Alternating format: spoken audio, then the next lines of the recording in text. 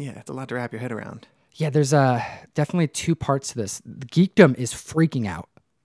With good reason, I feel like. Marvel is now getting its rights back to X-Men, Deadpool, Wolverine, Cable. Fantastic Four. Yes, all those characters. And now we're actually like left with only a handful of characters that are owned by other properties. Correct. Yeah, Sony still has Spider-Man. But they've worked out some kind of mutual sharing agreement. Like Spider-Man It's like Aunt May, Uncle Ben, certain characters are now shared. He's with in the Marvel. MCU, but yeah, I don't think Venom is Nope. officially in the MCU. So they've still kind of got their own... And a number of the villains, Carnage as well, they're not Correct. part of the MCU just yet. We're just kind of seeing where this is headed, though. And then there's also one character there's only actually at this point, I think aside from Sony owning a bunch of Spider-Man characters, one other character that's kind of just out of nowhere, solely owned by A different company. company. Universal Studios has rights to She-Hulk. That's correct. It's kind of weird, just one random character. Random. But that's actually why we're starting to see She-Hulk comics rise in price. Near mint for number one is like a $50+ book now. Wow. And that's kind of strange because there's not a whole lot of She-Hulk stuff happening. Right? That seems kind of random. Well, it's because she's making press because of the stuff. Also, we have Namor making that same amount of press because Universal is sharing the rights of Namor with Marvel as well. Right. Okay. But She-Hulk is outside that bubble. She is solely owned and not by Marvel. So it's interesting to kind of see where that character is going to be headed. Yeah. But I digress because there are potential pluses to this, what is clearly a monopoly, Right. and potential downsides. Yeah. There's a good chance of both happening. Now, does this merger, we're all focusing on the characters, Fantastic Four, X-Men, all these new franchises. We're daydreaming about what can happen, So what much movies. Just that ideas are endless with what can happen with Marvel Studios now. Super pumped. But this isn't why they did this acquisition. No. In the grand scheme of things, all the money they could make from a blockbuster X-Men movie is still kind of like a drop in the bucket compared to other revenue streams they have acquired now. You just said streams. This is all because of the streaming wars. Yeah, they're about to really heat up in the next year. What is the real battle? As of right now, the real battle is like what, Netflix versus Hulu? Essentially, Netflix versus Disney now. Yeah, that's what the Because- battle lines are shaping up to be. So before this acquisition, Disney had like a 30% stake in Hulu, and Fox had another 30%, and now Disney's got 60. That's right. They're going after Netflix. Netflix is a powerhouse. And the way that Netflix really grew to the size that they are is that they were sourcing content.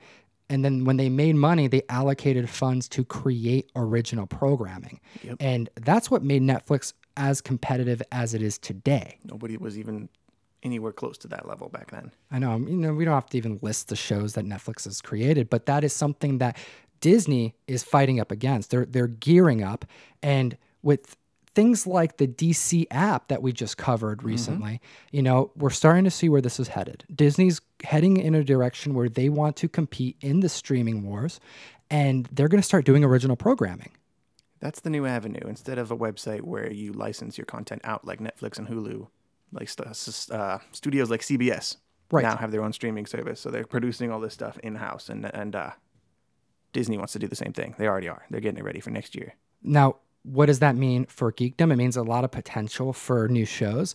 And also something that's kind of fun to think about is this type of programming needs to be super competitive. And the way that it becomes competitive is by modeling the style of shows with other things in media that are successful. You think of things like Game of Thrones. Just going to say that Game of Thrones is over next year. Right. Like what next? Like what's going to be the show?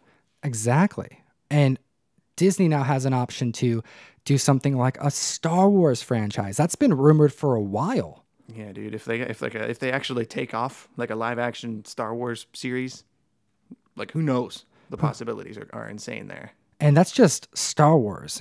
They have the whole Marvel team now. Mm-hmm. So there's a lot of potential for more things. Now, the concern, a monopoly.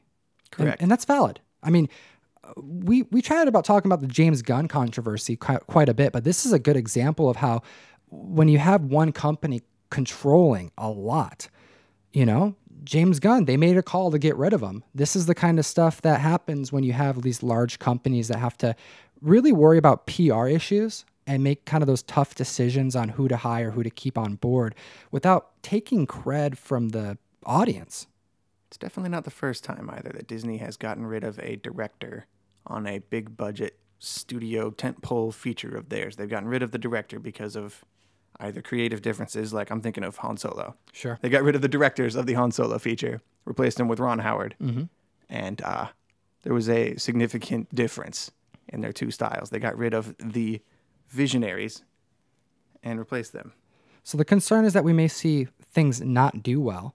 The concern of maybe franchises get butchered, but they're acquiring things like Simpsons, Family Guy. I mean, this lineup that they're going to have is going to rival cable. They now own everything Fox has ever made.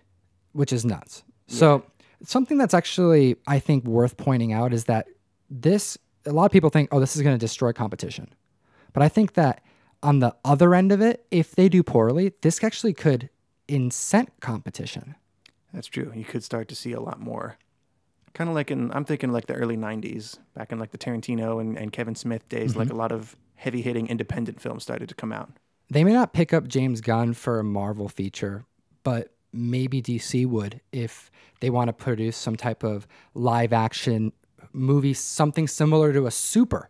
You know, something that's like, you know, similar to Kick-Ass, where it's super violent. You're never going to see this with the Marvel stamp. This isn't for kids kind of thing. No. You know, there's going to be a place for these types of creators, for the audience that wants to see their content. And we may just see them pop up in other areas. This is similar to like what happened in radio. Radio died out because it became monopolized. Like people didn't like what was happening. So podcasters came out, you know. Right. Russ brought up in our conversation about this punk rock. You know, punk rock literally was created after media and after like what is the mainstream culture kind of diluted music, and it pushed people to go back in their garage, play 3 chords and rock out to some, you know, Ramones and stuff. Back to basics. Exactly. And the first thing I thought of, you know, right now you think, oh yeah, but these are Marvel Studios. There's no way they're going to be able to do something crazy good. Like there's no competition. Do you remember the Power Rangers like little short film that was made? It was taken down because of copyright. Yeah, I'm thinking of that, and I'm thinking of that Uncharted fan film that was just put out a couple weeks ago. Like, there was a DBZ fan film that was made as well. Mm-hmm. Raw, exciting, yeah, they look limited good. graphics. Made by fans, and you can tell. Better than stuff we've seen. Definitely. So I think that there's potential to have this be a good thing that may start to cause other publishers like DC Comics, like they're doing with their app, to start doing their own programming. And that way they can control their own characters and do what they want to make the fans happy. You got to stick with the community. You really do. That's the focus is on the community of fans. That's how you make characters successful and franchises successful, is you make them for the people who like them. I think you could say that's the main difference between Marvel's movies and DC's movies. One of them seems to care a lot more about the overall community reception, and the DC movies don't really seem to be worried about that. I want to know the community's opinion. What do you think about this merger? Are you excited? Do you think that this has potential negative consequences to the comic book community? So if there are negative consequences too, like something I didn't think about until today, like maybe what good things could come out of those negative consequences further down the road that we're not even thinking of. Like the game is about to change. Again. We're breaking the game.